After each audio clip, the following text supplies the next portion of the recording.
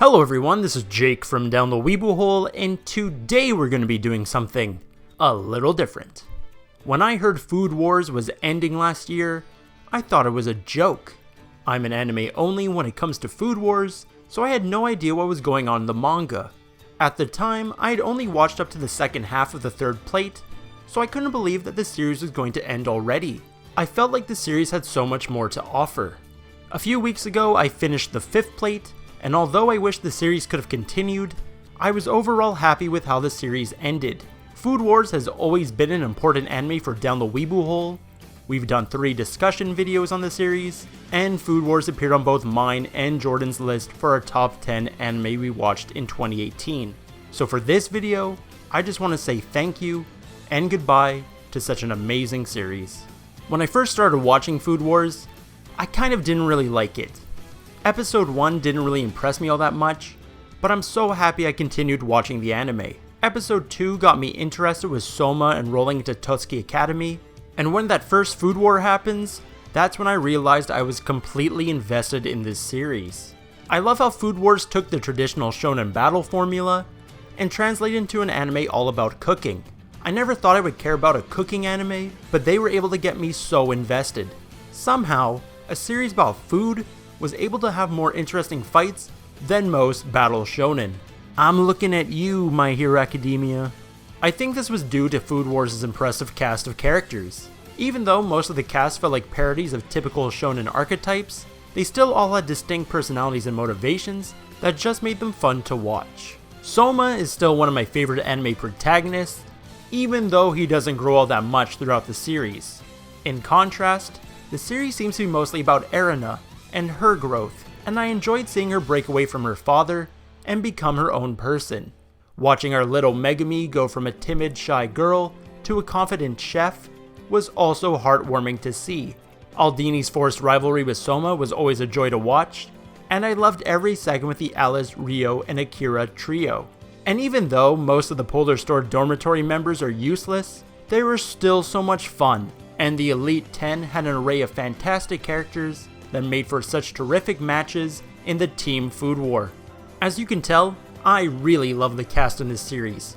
Not only are their personalities great, but they also have terrific character designs. Food Wars has some of my favorite character designs in any anime. Although most of the characters are simple in design, they are all so unique from one another that it's easy to distinguish them. But what good are characters if the story sucks? Luckily, Food Wars has a great story as well that kept me engaged the entire time I was watching the series. This series is just filled to the brim with cooking battles and has some of the greatest tournament arcs in anime. Both the autumn elections and Team Food War tournaments were so awesome. And I love how Erina became the focus of the series halfway through. I think the way her story was intertwined with the Team Food War was executed really well. There are just so many great moments in this series. One of my personal favorites is when Akira and Soma have their rematch. Akira legit felt like an ally character gone evil, which is a common trope seen in shonen battle series. I think a major reason why I love Food Wars is just how they don't take themselves seriously. This series is just filled with jokes and fan service, and I think that's why Food Wars works so well. The music is over the top, there are constant fast cuts, and the over-exaggerated metaphors when the judges rate dishes gives the series a sense of grandeur. I then remember I'm watching a series about food, and I just feel so impressed that they're able to make me feel this invested. I don't think I'm the only person who started fantasizing about being a cook after watching a few episodes. The food in Food Wars always looks so delicious, and major props to JC staff for always making me feel hungry after seeing any dish. When I watched the last minutes of the Food Wars anime, I felt sad. I wanted this series to keep going. I wanted them to explore the characters even more, but I understand that it needed to end.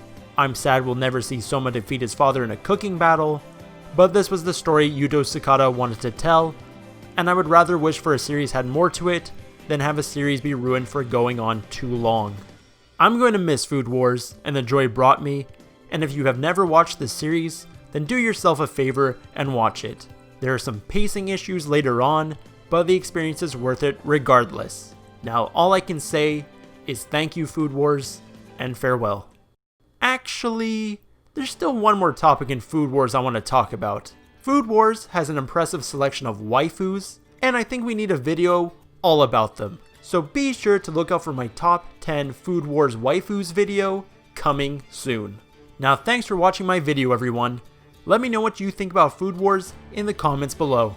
Also, be sure to subscribe if you haven't already, and follow us on Instagram and Twitter. Also join the Discord if you want to talk about Food Wars or any other anime. You're welcome. Fly away now, fly